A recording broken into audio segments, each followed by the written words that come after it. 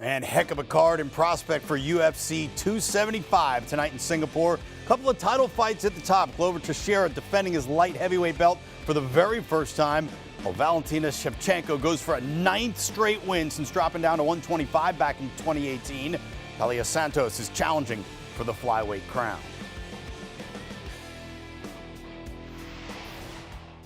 And with that, we welcome in CBS Sports combat sports analyst, the great Luke Thomas. Luke, let's start with the main event. How do you handicap a 42-year-old champ making his very first title defense, Teixeira versus Prochazka? It's interesting, right? Because in the modern age, we talk about all the fighters being well-rounded. They'll have some strengths, they'll have some weaknesses, but they do everything pretty well. And of course, I don't want folks to think that that's not the case here. But if we could hearken back to the old days of striker versus grappler, this might be the more modern version of it. Again, both guys can do a lot, but this is what this fight hinges on. Can Glover Teixeira get the takedown, number one, and two, can he meaningfully do anything with it? As he has gotten older, he has moved away from his striking, which is pretty good, especially behind the jab. I do think you'll see some of that, but he's recognized he can't quite take damage as he did before, and he is very good on the ground.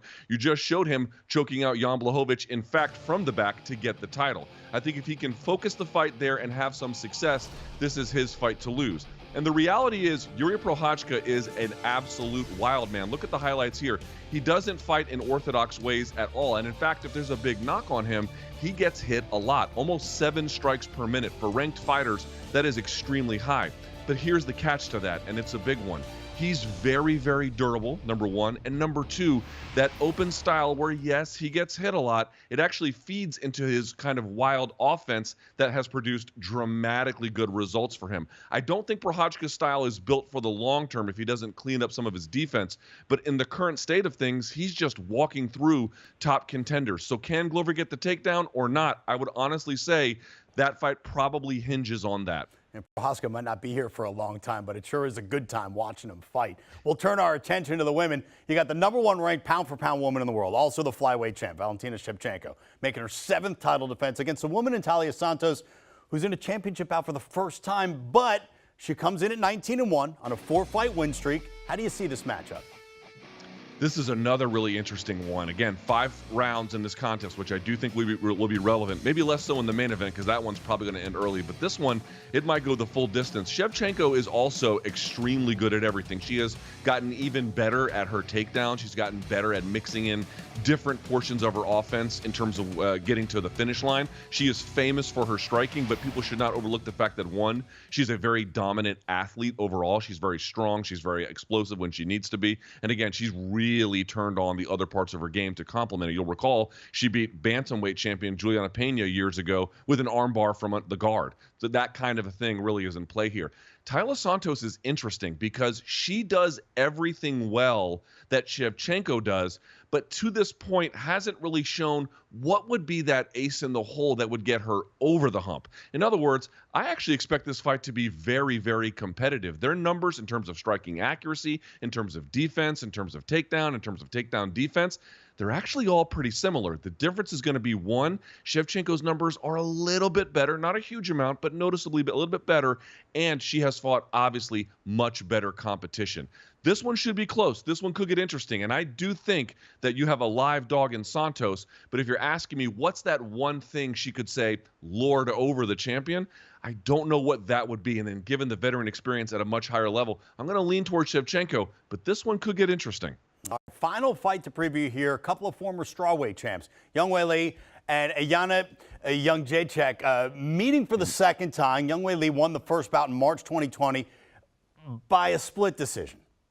One of the greatest fights you can ever imagine seeing. You think we're going to see that again? And how do you see this one going down? So this one is really up for grabs. What a contest. The major difference that folks should know is the first time they fought, it was 5 rounds because it was for the title. This one's only going to be 3 rounds, which means as much of a crazy sprint as they were doing in 5 rounds, you might get that turned up even higher with 3 because you just have much less room to give away, much less room to play with. This is really going to be a high-paced action contest, I believe. But this is all about the major questions. Joanna Jędrzejczyk took an absolute obscene amount of damage in that first fight and hasn't competed since. This is her first fight back. No tune-up, no nothing. Now, it's probably good she took some time off, but of course, what does it mean for where she is? On the other side of things, Zhang Weili has had better performances coming back. She's looked pretty good, but hasn't really been able to reestablish herself. The caveat there, though, is she's been training with Henry Cejudo, really working on the other parts of her game.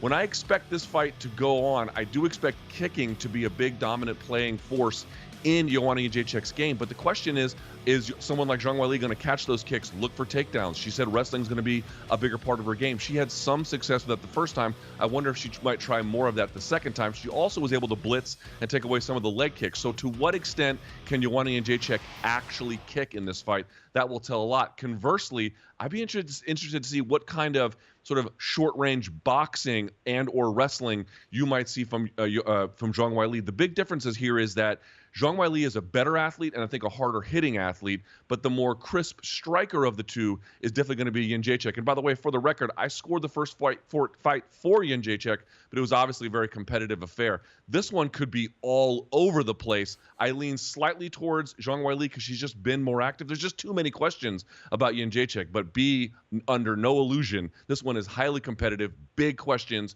big stakes. Man, 3 huge fights at the top of this card. One final thought here on UFC 275. First pay-per-view event, by the way, for the UFC in Southeast Asia. Which fighter, which bet maybe, gives you the most confidence going into tonight's festivities? Well, all the fights we've talked about are competitive. I want folks to know that this is not like there's some runaway pick where it's like, okay, that person's definitely going to win. And I know Shevchenko kind of has that reputation. And for some of those reasons, I'm going to lean towards her. But I'm going to lean back on what I just told you, which was, okay, I definitely think of all those picks, Shevchenko is probably the likeliest to win because, again, Santos does all those things really well, but maybe a tick behind. So I'm going to lean towards Shevchenko. I think she gives you your best chance of something of a lock pick. But also the fans should be aware, these are all competitive bouts. They're all very, very close. They could all go either way. Bet carefully. And most importantly, watch the pay-per-view because according to Luke Thomas, and we're smarter every time we talk to Luke, this one should be a whole lot of fun. These fights could go down as classics, any one of them. Luke, thanks so much.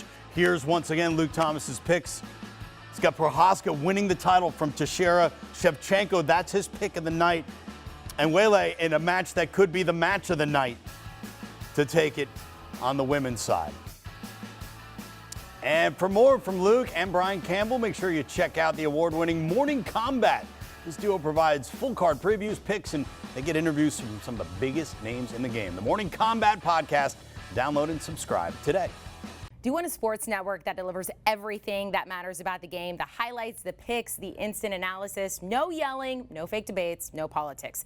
Hit the subscribe button and never miss a moment.